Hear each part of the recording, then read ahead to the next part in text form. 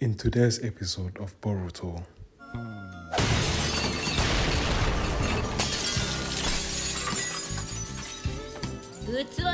Yo, let me hold out you real quick. You said you good, yeah? You don't leave my wife, my soul, my sweetheart, my only woman. This guy is banking out judge. Black magic. Hell no.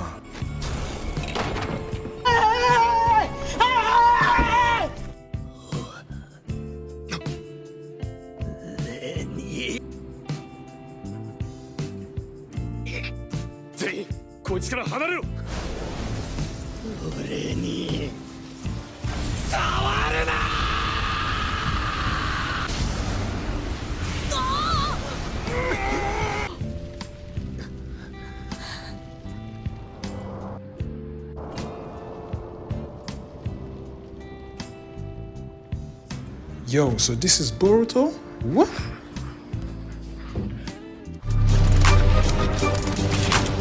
Wow, nice, dude. Zip it, Stanley!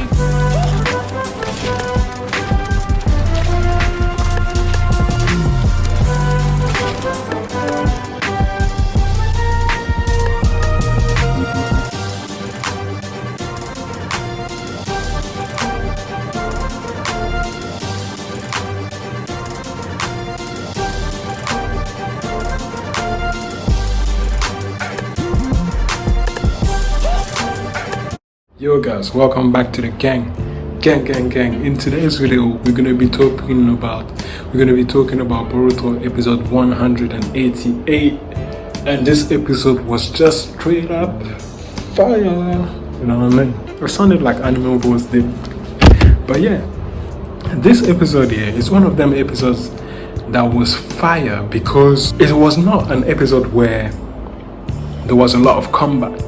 There was displays of power, but it was not like quote unquote combat episode. You know what I'm saying? It was more of a plot building episode, but it was one of them lit plot building episodes where you could see what's what and who is what and who is doing what. So basically the premise of this episode is basically Kawaki's flashback and why Kawaki is the way it is, and basically understanding more Kawaki. Do you know what I mean? So it starts with a flashback of Kawaki. It seems like it's coming out of like a laboratory or something like that, and obviously as it comes out you see a guy, and the guy apparently is called Garo, yeah? And basically it's to Kawaki like, Ra, I can't believe it, the fact that Ra, like, you survived to all these experiments, the inner members of Kara, yeah, they're gonna be surprised in it, because most people, if they survive, something mad happens to them. So he came out in one piece. So Garo was like impressed, you know what I mean? And then he proceeded to telling him about like, Rah, like, I can train you, I'll teach you all sorts of things there. And Kawaki is like, no, I don't want to do that. I just want to get out of here, like, I just want to go home. And then Garo basically forces him in there. He's like, what? Forces him, grabs him. He doesn't have normal hands, he's got like crab hands in it, and then he grabs him in the air and like is telling him all sorts of nonsense here. And then obviously Kawaki's karma mark activates here, and then he fires a blast in his face, and guess what? It disfigures Garo in it. So basically we basically get left off at that.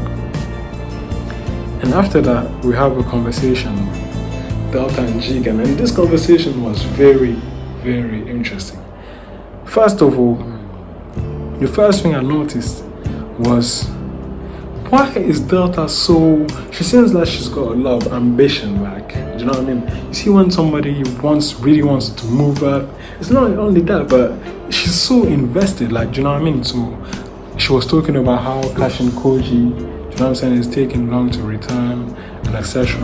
And basically she was raising suspicions in it. And obviously her and G can tell that obviously she was annoyed, even though she didn't say flat out say she was annoyed at Jigen in it. And she was asking to obviously go retrieve the vessel, which is Kawaki.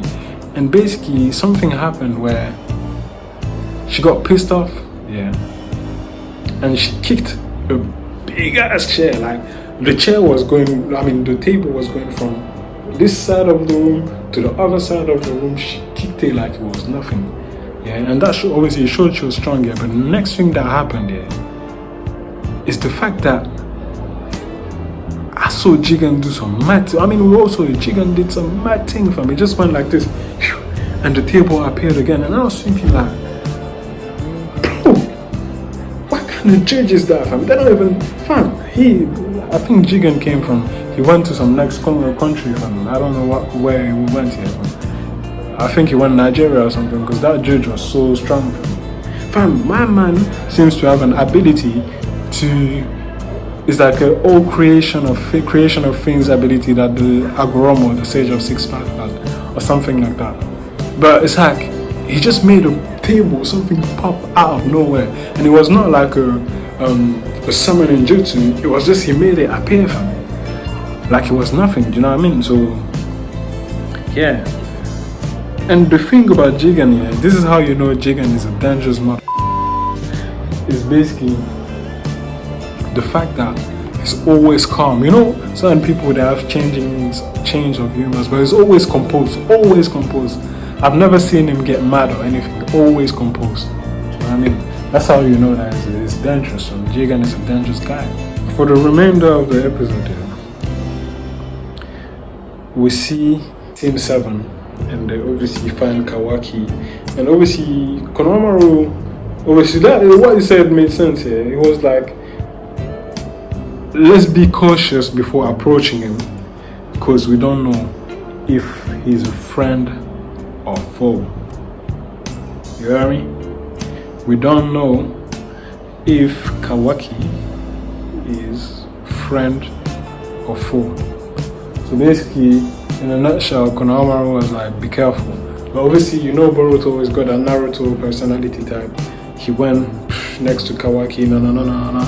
And one of the things he realized is that, like, the karma, Kawaki has a karma too. But as soon as he tried to touch Kawaki, like, he started feeling some pain in it. And then Kawaki as well, like, it started affecting him. So, obviously, I don't want to spoil too much here, but obviously, karmas, you know what I'm saying? You'll find out that karmas, they have, like, some type of relationship. I'm not going to go into details, but yeah. When Kawaki is in pain, he's having flashbacks of Jigan basically adopting him, technically, you know what I'm saying? But obviously, if you read the manga, you know that it's not really an adoption, but it's an adoption, but at the same time, it's so deep. Kawaki wakes up after the flashback, and when he wakes up here, the way he wakes up is so mad. Like, this is how you know Kawaki is powerful.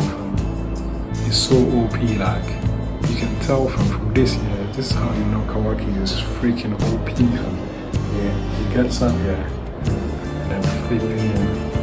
There's this aura, and he levitates as it's like waking up. He levitates, his eyes all white, and there's this energy here that's coming out of his body, and it's so mad here. And then obviously he makes a crate, like the energy that's coming out of Kawaki, it makes a crater. So and like obviously they're like, raw, like relax, bro. Like fam, what do you want, fam? We're trying to help you, bro. But basically Kawaki is like, oh, why do you are you tracking me? Are you from Kara? No.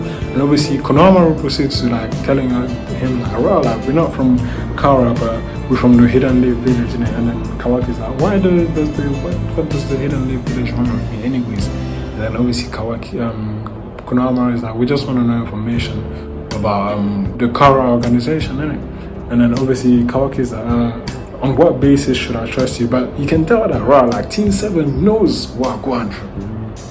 I feel like at this point, yeah, Team 7 knows that I don't think they can take Kawaki on their own. I don't think they can.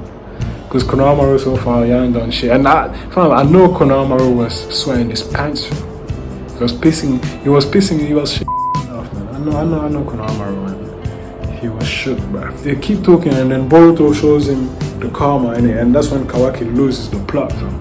You know what I'm saying? Because he starts thinking here that Boruto is probably from the Kara organization as well. Gets mad. Try to take me by force in it. I know you know you can't take me by force. Like I'll be at your own game. Before they even start fighting, boom. You see Boruto. Obviously Kashin, Koji, and Delta were lurking in the background. But one thing I wanted to talk about as well was the fact that why did Cash and Koji let them leave? Why did Cash and Koji let them find Kawaki themselves? Why did Cash and Koji spare them?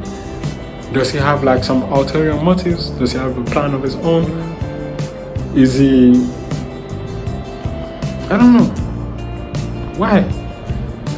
Cash and Koji, why? I don't know why, but I want you guys to like ask yourself, like, why is Cash and Koji... Oh, like, Cash and Koji is a weird guy, man. Like, the Rasengan, the Toad summonings, you know what I'm saying? And even Delta has doubts here, and obviously she manipulated. She told Garo, this is why we was introduced to Garo, to come to defeat him, to take back Kawaki. And you can tell that obviously Garo does not like Kawaki at all. He wants to take his revenge. And pretty much the episode left at that. I really like this episode because this is why I like it when Kishimoto is editing the story. Like he's the chief editor of the story. He's writing the story, he's making the animation and all that. I don't know if he's making it, but he's responsible for most of it. And I can tell, like the flashbacks, they take their time to flesh out the scenario, the context. Like it's good because we need episodes like that. Not every episode can be a fight. Like, you know what I'm saying? We're getting, you know what I'm saying? This is what I like. And every episode is a cliffhanger. You want to see the next, you want to see the next thing. You want to see the next thing, and then you want to see the next thing again and again and again. You always want more of Kishimoto. And that's why I like. Kawaki is cool, man. Kawaki is so cool. He's like Sasuke, bro. I feel like he's like Sasuke too, compared to Boruto. He's like Sasuke. You know what I'm saying? Like, I'm messed with Kawaki. But yeah, guys. Anyways, it was the episode review. I love this episode. I'll give this episode like an 8.5 or 9. Make sure you like, subscribe, and share. It's good.